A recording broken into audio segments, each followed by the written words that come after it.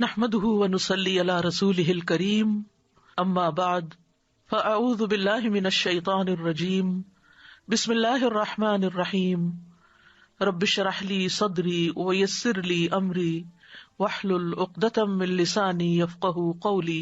کہ اللہ تعالیٰ کو گناہ کا اعتراف بہت پسند ہے، انسان اپنی غلطی دیکھ لے اور اس پر شرمندہ ہو اور اللہ کی طرف رجوع کرے، یہ چیز بھی بخشش کا ذریعہ بنتی ہے۔ کچھ اور اعمال ہیں جو گناہوں کو مٹانے والے ہیں۔ نمبر 1، اذان سنتے وقت اللہ کا ذکر کرنا۔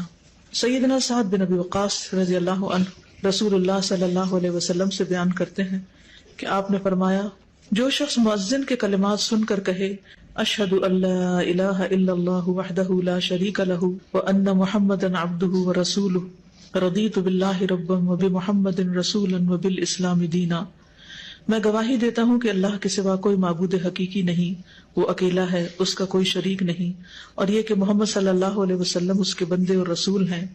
میں راضی ہو گیا اللہ کے رب ہونے پر اور محمد صلی اللہ علیہ وسلم کے رسول تسلیم کرنے پر اور اسلام کو دین اختیار کرنے پر، تو اس کے گناہ بخش دیے جاتے ہیں۔ لیکن افسوس کے ساتھ یہ کہنا پڑتا ہے کہ بہت سے لوگ اذان ہو رہی ہوتی ہے اور وہ باتوں میں ہی لگے رہتے ہیں، یا ٹی وی دیکھتے رہتے ہیں، یا اذان ہونے لگتی تو ٹی وی کا چینل چینج کر دیتے ہیں، یا اذان سے انہیں کوئی دلچسپی نہیں ہوتی، گویا بس ایسے ہی کوئی جیسے شور کر رہا ہے اور وہ اس سے فارغ ہونا چاہتے ہیں۔ تو اذان جو ہے وہ بھی بخشش کا ذریعہ ہے، اگر اس کو سن کے جواب دے کے آخر میں یہ دعا پڑھی جائے۔ نمبر 2، وضو۔ سیدنا عثمان بن عفان رضی اللہ عنہ بیان کرتے ہیں کہ رسول اللہ صلی اللہ علیہ وسلم نے فرمایا، من تودع فاحسن الوضوء خرجت خطاياه من جسده حتى تخرج من تحت اظافره، جو شخص وضو کرے اور اچھے طریقے سے وضو کرے تو اس کے گناہ اس کے جسم سے نکل جاتے ہیں، یہاں تک کہ اس کے ناخنوں کے نیچے سے بھی خارج ہو جاتے ہیں۔ تو اس لیے شوق سے وضو کرنا چاہیے، محبت سے، پوری خوشی کے ساتھ، کیونکہ بہت سے لوگ وضو کرنے سے گھبراتے ہیں یا وضو کو ایک بوجھ سمجھتے ہیں۔ تو آپ وضو کریں تو یہ سوچیں کہ یہ میرے گناہوں کو دھونے کا ذریعہ ہے۔ نمبر 3، نماز۔ سیدنا ابو ہریرہ رضی اللہ عنہ بیان کرتے ہیں کہ انہوں نے رسول اللہ صلی اللہ علیہ وسلم کو فرماتے ہوئے سنا، ارأیتم لو ان نہرا بباب احدکم یغتسل فیہ کل یوم 5 هل يبقى من درنه شیء؟ قالوا لا يبقى من درنه شیء قال فذلك مثل الصلوات الخمس يمحو الله به الخطايا۔ بتاؤ، اگر تم میں سے کسی کے دروازے پر نہر بہ رہی ہو اور اس میں وہ روزانہ 5 مرتبہ غسل کرے تو کیا اس کے جسم پر کچھ میل کچیل باقی رہ جائے گا؟ صحابہ نے عرض کیا کہ کچھ میل کچیل باقی نہ رہے گا۔ آپ نے فرمایا، 5 نمازوں کی مثال اسی طرح ہے کہ اللہ ان کے ساتھ گناہوں کو مٹاتا ہے۔ تو گویا اذان کے بعد وضو، وضو کے بعد نماز، یہ انسان کے گناہوں کو دور کرنے کا ذریعہ ہے۔ سیدنا ابو ہریرہ رضی اللہ عنہ بیان کرتے ہیں کہ رسول اللہ صلی اللہ علیہ وسلم نے فرمایا، صلاة الرجل فی الجماعة تضعف على صلاته فی بیته وفی سوقه 25 ضعفا ذلك انه اذا تودع فاحسن الوضوء ثم خرج الى المسجد لا يخرجه الا الصلاة لم يخط خطوة الا رفعت له بها درجة وحط عنه بها خطيئة فإذا صلى لم تزل الملائكة تصلي عليه ما دام في مصلاه اللهم صل عليه اللهم ارحمه ولا يزال أحدكم في صلاة منتظر الصلاة۔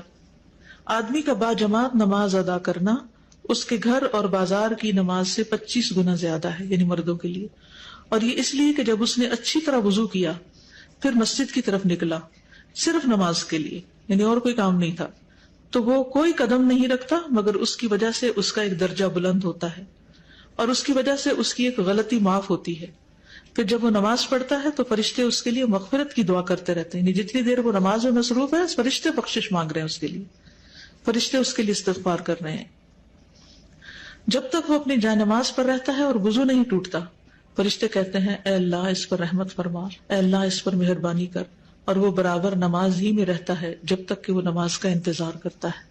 یعنی نماز سے پہلے اگر جلدی آ جائے مسجد میں بیٹھ کے انتظار کر لے تو وہ بھی نماز کی حالت شمار ہوتی ہے، اور بعد میں بھی جب وہ بیٹھا ہوتا ہے نماز کے فوراً بعد نہیں اٹھ جاتا۔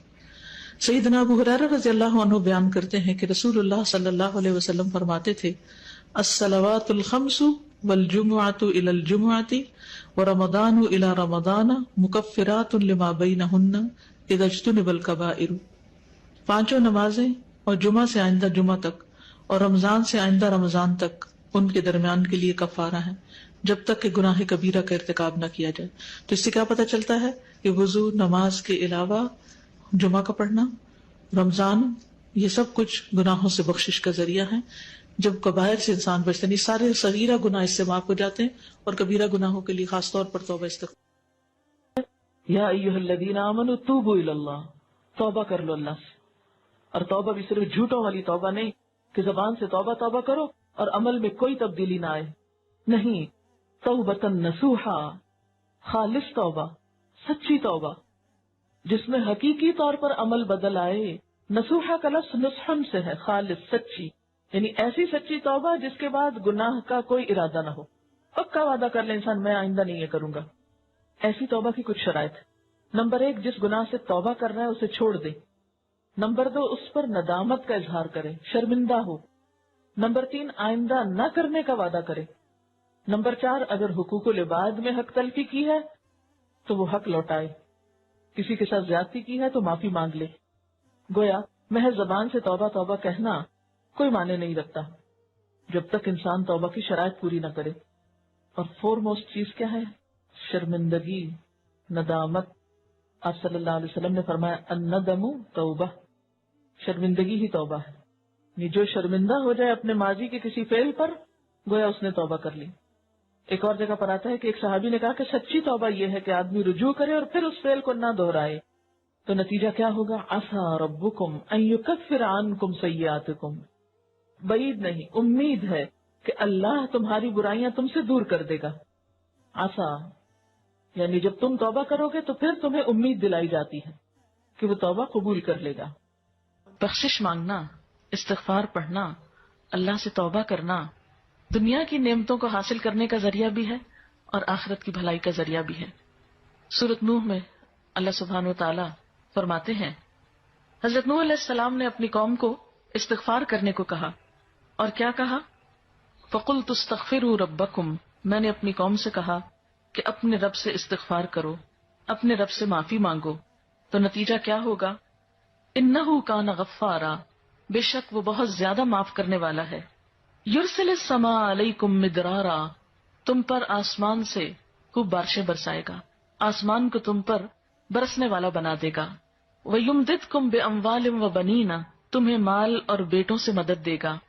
وَيَجْعَلْ لَكُمْ جَنَّاتٍ، تمہارے لیے باغات بنائے گا. وَيَجْعَلْ لَكُمْ أَنْهَارًا، اور تمہارے لیے نہریں جاری کر دے گا. آپ دیکھیں کہ ایک انسان کی خواہش کیا ہوتی ہے کہ اس کو کیا کچھ ملے، یعنی رہنے کا مقام اور حالات جو ہیں وہ پرسکون ہو. پھر اس کے بعد یہ کہ مال ہوں، بیٹے ہوں، باغ ہوں، اور زندگی کی اور آرائشیں اور نعمتیں ہوں. یہ ساری چیزیں کہاں سے ملتی ہیں، کیسے ملتی ہیں؟ استغفار سے ملتی ہیں. عام طور پر لوگ پریشان ہوتے ہیں، دکھی ہوتے ہیں. مثلا ایک شخص ایک بزرگ کی محفل میں آیا اور اس نے کہا کہ میرے حالات بہت تنگ ہیں، مجھے بہت پریشانی ہے، میرا رزق بہت تنگ ہے، تو آپ مجھے کوئی وظیفہ بتائیے. تو انہوں نے اس کو کہا کہ کثرت سے استغفار پڑھو. دوسرا آیا، اس نے کہا بچوں کی شادی نہیں ہوتی، تو آپ نے اس کو بھی کیا بتایا کہ کثرت سے استغفار کرو. تیسرا آیا تو کہنے لگا کہ بہت قحط سالی ہے، فصلیں اچھی نہیں ہوتی، تو آپ نے اس کو بھی استغفار کا بتایا. تو کسی نے ان سے پوچھا کہ بھائی 3 لوگ آپ سے 3 ڈفرنٹ مسئلے لے کر آئے ہیں، اپنی پریشانیاں لے کر آئے ہیں، آپ نے تینوں کو ایک ہی چیز بتائی ہے. تو اس پر انہوں نے یہی سورۃ نوح کی آیت پڑھ کر سنائی کہ دیکھو یہ قرآن میں اللہ کا وعدہ ہے اور اللہ کا وعدہ سچا ہے. اللہ تعالیٰ ویڈیو کے نیچے سبسکرائب کے بٹن پہ کلک کریں، بیل کے آئیکن پہ کلک کیجیے تاکہ ہر نئی ویڈیو کی نوٹیفیکیشن